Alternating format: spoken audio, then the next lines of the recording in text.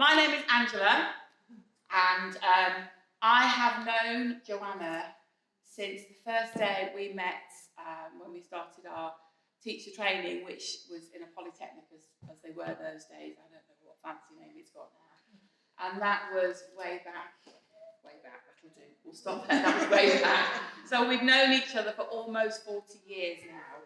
And the thing with Joanna, once you step into her life and become, so for Daniel's Den, that's it, you're marked for life, you will always get involved. But this is one thing that I'm one of many, I have to say, that I've absolutely been delighted to be involved in. And as Joanna said, I'm here in many capacities. I'm a user of the services, I'm volunteered, I've run sessions, I've donated, and when I talk donated, I'm not talking just financially. Giving of your time is a huge donation, and that's one of the biggest donations that Daniel's Den relies on. Toys, clothes for children, for families who are in need, so many other ways. I've been a host in the sense that I'm actually a head teacher of a school in Brent, and we hosted Daniel Den for many, many years. So I've got lots and lots of hats on, and I'm trying to bring this together in one thing. Now, as a school, I'm sure we've all heard of Ofsted, and there are three key things that you have to plan. Anything you do in school is about its intent, implementation, and its impact. So I thought, you know what? And that would apply to lots of things we do. So I decided to break down my time in Daniel's Den into those three categories. What was the intent of Daniel's Den? What was it Daniel's Den was set to do? So Joanna started it, and I came in sort of 6-8 months into its conception, because that's when my first one came. And I remember when there was like 3 or 4 of us in the corner, this great big hall, and there we were. And the intent was to meet and serve the needs of the community through their children and the parents. And it was quite simple, really. That was what it was. There was nothing there. Joanna wasn't the sort of person to sit down and just sit and moan, oh, nothing to do, I don't know where to go. Okay, there was nothing here. We're going back 25 years, obviously. That's why we're here. But it wasn't about, well, let's just moan and grumble about it. Let's do something about it. And she did.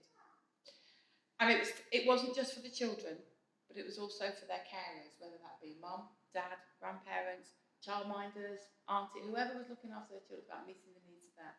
So that was the intent. Quite simple, really. Now it came to implementation. It got a little bit trickier. The implementation, it's one that grew. It was something that started off small, and it's grown and grown and grown over the years. And I have had absolute joy and delight to be part of that growth. It's gone from that group of little 3 or 4 of us to huge, and it's not there yet. It's nowhere at its peak yet. I became a family user. My family member hat on now. I have 3 children, and they've all been through Daniel's Den. And I don't know if I remember it, but for me, I wasn't. My parenting was going to be right. I want to create memories for my children. I want to stick them in front of the TV.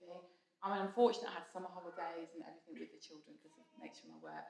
We're going to go out, we're going to use the parks, we're going to go for picnics, we're going to go for walks, we're going to go to all those things that we're going to do, create these memories. And a few weeks ago, I was talking to my children who are now older, okay, a lot older. The youngest is 18, okay? And I was like, oh, do you remember when we did this? And I'm like, no. Okay, do you remember we used to go out? No. And I'm thinking, I sweated blood and tears getting those picnics ready and getting all that stuff in the car. But you know what? The things they remember, and I'm not just saying that because I'm here, are the things they did with Daniel's Den. Because they did it with other children. They did it as a big group. They were unique experiences, and they are. So those memories that I thought I won't, actually, they were created through Daniel's Den, and that was amazing. I personally have made friends with people who I've never met and made friends with, had it not been through Daniel's Den. So it was so much more than just about my children. It was about us as a family unit. First page. We've got 1 more minute. It's all right. As it got bigger, obviously it grew and grew, and we decided that we need to become a charity, and they do not make that process easy. I can tell you that for nothing. But we became a charity, and I became a trustee. And that was a wonderful, wonderful experience. And as part of being a trustee, it was about maintaining that vision And it was about seeing how far you go and what are the barriers and overcoming those barriers. And there were many, many times when it was like, this is just going to be too difficult. I'm not going to be able to do this. But those words never came into those meetings. It was never, we can't. It's like, okay, well, how are we going to? How are we going to get over that? How are we going to get over that? The other. And it never became an I can't. And the reason it didn't was because the sole vision of what this was about never left anybody. The volunteers, it never left the volunteers, it never left the trustees, it never left anybody about what this is about. And what it's about is far more important than how we're going to get there, because we will get there. And to me, that was really, really key. And as part of that growth, we started a Daniel's Den at my school. It's clearly my school, obviously. We started Daniel's Den at my school. And I was absolutely delighted to welcome those families in. And I thought, as any head teacher will do, we need to monitor the impact. We need to see where this is going. Is it benefiting my school? And the simple answer is yes, it did. It absolutely benefited the children and the users. And it's really interesting, having been through this pandemic and receiving children who've never had an experience of Daniel's Den or any other such group. Because I'm talking about Daniel's Den, but it applies to the role of parent and toddler groups or Parent and Toddler groups. That the social skills of the children coming in to our nursery now are much lower than they were. The routines, the idea of being in a routine, we do this now, it's not there. The parents are so much more anxious about bringing their children into these places because they've never been to big places.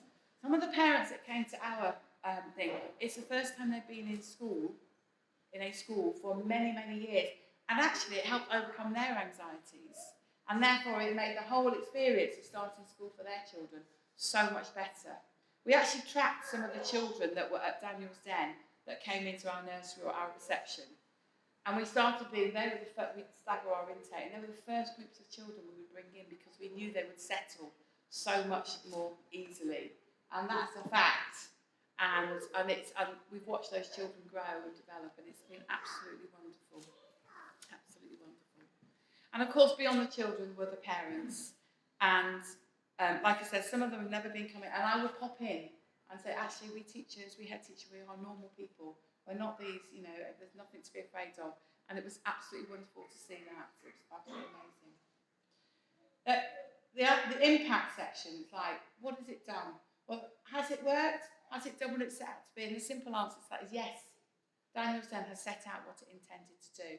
But it's still on its journey because it's still further to go.